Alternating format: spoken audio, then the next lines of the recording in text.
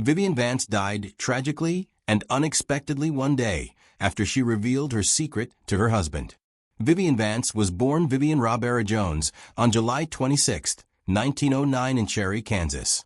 Raised in a conservative household, Vivian's artistic ambitions were not always nurtured, as her mother, a religious woman, disapproved of her daughter's dreams of performing on stage, deeming the show business unsuitable for a young lady.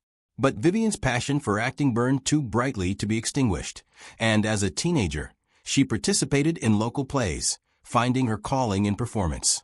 After finishing high school, she left home to pursue a career in acting, adopting the stage name Vivian Vance.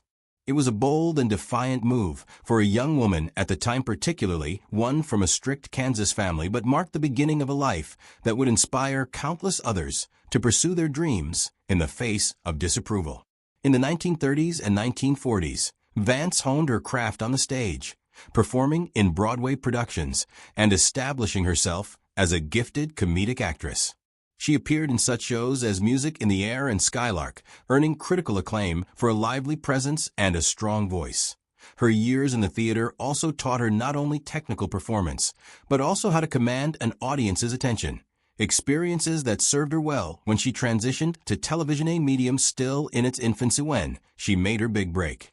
That break came in 1951 when she was cast by Desi Arnaz and Lucille Ball as Ethel Mertz in I Love Lucy, a role which would change her life forever. Ethel, the down-to-earth, witty, and loyal best friend of Lucy Ricardo, is one of the most iconic TV characters ever, and the chemistry between Vance and Ball was undeniable. On screen, they created a comedic duo whose antics and friendship captivated millions, with Vance's sharp wit and grounded portrayal of Ethel balancing Lucy's zany energy and creating one of the most beloved partnerships in TV history. Their comedic timing was impeccable, their friendship believable, and their laughter infectious. Behind the scenes, however, Vance faced challenges that tested her resilience, and despite their genuine affection for one another, her relationship with Lucille Ball was sometimes strained due to professional pressures and the enormous success of the show. Vance also had to contend with insecurities about her appearance and self-worth, especially since she was often costumed and styled to look older and less glamorous than Ball, even though she was only 2 years her senior. Moreover, her relationship with William Froley, who played her husband Fred Mertz, was notoriously frosty. Froley, much older and gruff, reportedly resented Vance's complaints about playing his wife, while Vance found it difficult to hide her discomfort with his drinking habits. Despite this tension, the two produced some of the most memorable comedic moments ever seen on television, a testament to both their professionalism and talent. After I Love Lucy ended, Vance continued to work closely with Lucille Ball on subsequent projects, including The Lucy Show and Here's Lucy, and their friendship grew into one of mutual respect and enduring affection. Off-screen, Ball often credited Vance for elevating her performances and being the perfect comedic partner, while Vance remained grateful for the opportunity the show had given her, even as she sought to branch out and establish herself as more than just Ethel Mertz. Her later performances, both on television and in theater, demonstrated her depth as an actress and her ability to connect with audiences in roles both comedic and serious. Vivian Vance's personal life was marked by a series of marriages that revealed much about her search for stability, companionship, and emotional fulfillment amid the pressures of fame and career demands. She had known the entire gamut of human relationships, the thrill of young love, the sadness of divorce, and finally the serenity of lasting partnership. Each of her 4 marriages told a different story, reflecting both the changing times and the evolution of Vivian herself. From determined young actress, struggling to find her place in the world, to mature woman who had learned to balance personal happiness with professional success, Vivian's journey was shaped by both ambition and heartache. Vivian first married Joseph Shearer Danek Jr. in 1928, when she was a young woman just starting a career in the theater, full of ambition but still searching for her footing. Joseph was a businessman and thus represented stability and perhaps a sense of normalcy that Vivian found comforting in her early 20s. However, the union proved to be short-lived. As Vivian became more passionate about performing, she became more entrenched in the world of entertainment, a life filled with traveling, rehearsals, and nights on stage, and Joseph reportedly struggled to understand her devotion to the theater, with the distance between them growing impossible to bridge. Their marriage ended in divorce in 1931, marking the beginning of a pattern in Vivian's life. Her career, while a source of great pride, often came at the expense of her personal relationships. In 1934, 3 years later, Vivian married George Coe, a musician and fellow performer, and their marriage was marked by a shared artistic interest and an understanding of the unpredictability of show business life. George's creative background gave Vivian the emotional support and companionship she needed as she continued to build her stage career during the 1930s, and the couple spent several years together as Vivian's star slowly began to rise. However, the pressure of a career in entertainment, along with the strain placed on any marriage by constant auditions, relocation, and professional uncertainties, eventually took its toll, and the marriage ended in divorce in 1940, just as Vivian's theatrical ambitions began to take her toward bigger opportunities. Though the relationship did not last, it helped mold Vivian's sense of independence and self-assurance, qualities that would later define her on and off screen. In 1941, Vivian entered what would be her most publicly known marriage to Philip Ober, an actor and director, and this relationship, spanning nearly 2 decades, was both professionally fruitful and personally turbulent. Philip and Vivian worked together on numerous projects, including stage plays and television, and during this marriage, Vivian achieved her greatest fame as Ethel Mertz on I Love Lucy, but behind the scenes, their relationship was fraught with tension.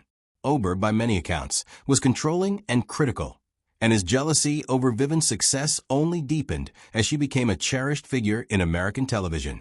Friends and colleagues described their marriage as emotionally difficult, with Vivian enduring both verbal and psychological mistreatment, and despite the pain, she remained committed to maintaining appearances, perhaps out of loyalty or fear of scandal during a time when Hollywood frowned upon public marital discord.